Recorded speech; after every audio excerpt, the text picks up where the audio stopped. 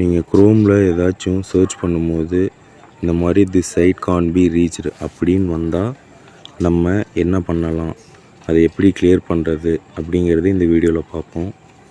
நீங்கள் Chrome open பண்ணிக்கிங்க. Chrome open பண்ணிட்டீங்கன்னா மேலே ரைட் சைடில் 3 டாட் இருக்குது, அதை கிளிக் பண்ணுங்கள்.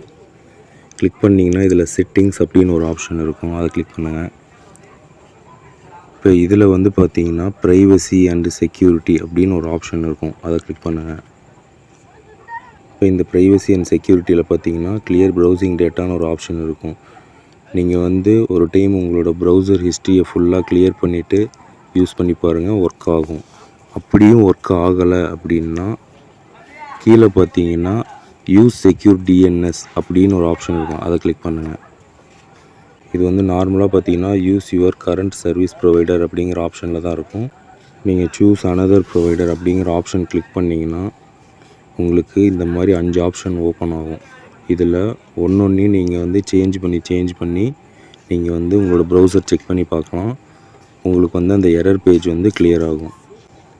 இந்த ஸ்டெப்லேயும் உங்களுக்கு ஒர்க் ஆகலைன்னா தேர்ட் பார்ட்டி குக்கீஸ் அப்படின்னு ஒரு ஆப்ஷன் இருக்கும், அதை கிளிக் பண்ணுங்கள். இப்போ இதில் வந்து பார்த்தீங்கன்னா அலோவ் தேர்ட் பார்ட்டி குக்கீஸ் அப்படிங்கிற ஆப்ஷன் கிளிக் பண்ணிங்கன்னா உங்களுக்கு மோஸ்ட்லி அந்த எரர் ப்ராப்ளம் கிளியர் ஆகிடும். உங்களுக்கு இந்த எந்த ஆப்ஷனுமே ஒர்க் ஆகலை அப்படின்னா நீங்கள் சிம் கார்டை ரிமூவ் பண்ணிட்டு இன்சர்ட் பண்ணி பாருங்கள். அப்படி இல்லைனா ஃபஸ்ட்டு சிம் கார்டிலேருந்து செகண்ட் சிம் கார்டு சேஞ்ச் பண்ணி பாருங்கள்.